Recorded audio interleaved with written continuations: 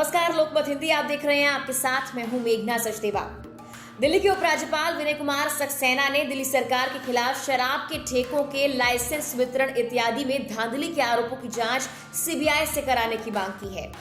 दिल्ली में शराब के ठेकों का लाइसेंस देने वाला आबकारी विभाग उप मुख्यमंत्री मनीष सिसोदिया के पास है।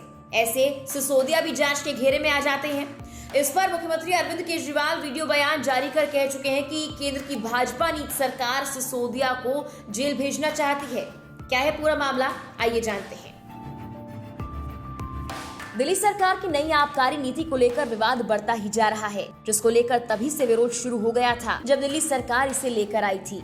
जहां दिल्ली सरकार का दावा था कि नई आबकारी नीति से शराब माफियाओं का अंत हो जाएगा, वहीं भाजपा की तरफ से आरोप लगाए गए हैं कि नई आबकारी नीति ने ही लोगों को स्कूल और धार्मिक स्थलों के पास शराब की दुकान खोलने की इजाजत दी है। उपराज्यपाल विनय कुमार सक्सेना ने दिल्ली सरकार की आबकारी नीति पर जांच बैठा दी है। हालांकि दिल्ली सरकार की आबकारी नीति क्या है, पहले ये जानते हैं। 2020 में लाई गई आबकारी नीति को दिल्ली सरकार की तरफ से नवंबर 2021 में मंजूरी दे दी गई। इस नई आबकारी नीति के तहत दिल्ली को 32 जोन में बांट दिया गया। हर जोन में 27 शराब की दुकानें खोलने की इजाजत दी गई। इसी के साथ नई आबकारी नीति के तहत अब दिल्ली सरकार शराब नहीं बेच सकती, बल्कि शराब के कारोबार को प्राइवेट क्षेत्र के व्यापारियों के हाथ में सौंप दिया गया है। दिल्ली सरकार के मुताबिक उनके इस फैसले का मकसद है शराब माफियाओं का अंत करना, हर शराब की दुकान पर बराबर शराब की सप्लाई होना और शराब की कालाबाजारी को बंद करने के साथ ही राजस्व को बढ़ाना। दिल्ली सरकार ने शराब की दुकानों के लाइसेंस की प्रक्रिया को आसान बनाया। नई आबकारी नीति के तहत शराब की दुकान खोलने वाले शराब को अपने मन मुताबिक दामों पर बेच सकते थे। दुकानदारों को लोगों को लुभावने ऑफर और शराब की खरीद पर छूट देने की भी इजाजत दी गई। हालांकि इस नीति का जमकर विरोध हुआ तो दिल्ली सरकार को शराब खरीद पर छूट देने वाले फैसले को कुछ वक्त के लिए वापस लेना पड़ा। आम आदमी पार्टी की नई आबकारी नीति का विरोध जमकर हुआ।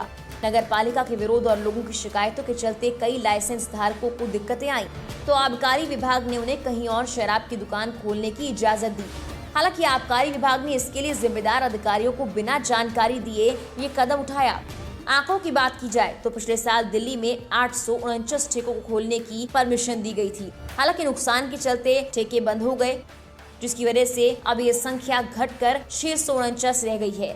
इस साल जून में अब सिर्फ 464 शराब की दुकानें ही रह गई। इस नई आबकारी नीति का विरोध तो तभी शुरू हो गया था जब इसे लागू किया गया था। विपक्षी पार्टियों ने जमकर इसका विरोध किया था। यहाँ तक बीजेपी ने नई आबकारी नीति को लेकर चक्का जाम भी किया था। वहीं एलजी ने सीबीआई से नई एक्साइज पॉलिसी के तहत टेंडर प्रोसेस की जांच करने के लिए कहा है। अधिकारियों के हवाले से कहा कि टेंडर में जानबूझकर प्रक्रियागत खामियां छोड़ी गई ताकि शराब लाइसेंसियों को अनुचित फायदा पहुंचे। बता दें कि दिल्ली के मुख्य सचिव की इस महीने की शुरुआत में सौंपी गई रिपोर्ट के आधार पर सीबीआई जांच की सिफारिश की गई है। इस रिपोर्ट से प्रथम दृष्टया राष्ट्रीय राजधानी क्षेत्र में दिल्ली सरकार के द्वारा दिल्ली आबकारी अधिनियम 2009 और दिल्ली आबकारी नियम 2010 के उल्लंघनों का पता लगता है। जानकारी के मुताबिक रिपोर्ट में ठेकों के लाइसेंस धारियों को अनुचित लाभ देने के लिए जानबूझकर और घोर प्रक्रियागत खामियां करने का भी जिक्र है। आरोपों पर आम आदमी पार्टी का जवाब। बीजेपी नेता मीनाक्षी लेखी ने शुक्रवार को आरोप लगाया कि दिल्ली में अरविंद केजरीवाल सरकार ने नियमों और प्रक्रिया का उल्लंघन कर शराब कंपनियों को फायदा पहुंचाने के लिए गुटबंदी को बढ़ावा दिया। लेखी ने कहा कि शराब के कारोबार में हुए बड़े घोटाले की वजह से राजकोष को भारी नुकसान हुआ है। बीजेपी सांसद मनोज तिवारी ने कहा, दिल्ली की एक्साइज पॉलिसी पर केजरीवाल की दाढ़ी में तिनका है। वहीं बीजेपी सांसद प्रवेश वर्मा ने कहा, केजरीवाल कुछ भी कहे, इन सबको जेल जाना होगा। सिसोदिया को जेल जाना होगा, ये केजरीवाल भी जानते हैं। गौतम गंभीर ने कहा, इस सरकार का नाम आम आदमी पार्टी सरकार नहीं बल्कि ठेके की सरकार होना चाहिए। केजरीवाल इतने भी बड़े नहीं कि बीजेपी उनको निशाना बनाएगी। दिल्ली कांग्रेस अध्यक्ष अनिल चौधरी ने कहा, नई शराब नीति में बड़ा भ्रष्टाचार हुआ है। हमने भ्रष्टाचार की लिखित शिकायत दिल्ली पुलिस कमिश्नर से की थी। शराब घोटाले की जांच सीबीआई से करवाने का स्वागत करता हूं। दिल्ली के सीएम अरविंद केजरीवाल ने केंद्र पर निशाना साधते हुए कहा कि जल्द ही मनीष सिसोदिया की गिरफ्तारी भी हो सकती है। उन्होंने कहा कि डिप्टी सीएम मनीष सिसोदिया के खिलाफ साजिश की जा रही है। मुख्यमंत्री अरविंद केजरीवाल ने कहा कि मनीष सिसोदिया को जबरन फंसाने की साजिश की जा रही है। कुछ दिनों के अंदर सीबीआई मनीष सिसोदिया को गिरफ्तार करने वाली है। मैंने इस बारे में 3 से 4 महीने पहले ही बता दिया था। गौरतलब है कि जांच के घेरे में आबकारी विभाग के मंत्री मनीष सिसोदिया हैं, जिनको लेकर अरविंद केजरीवाल ने सफाई दी है।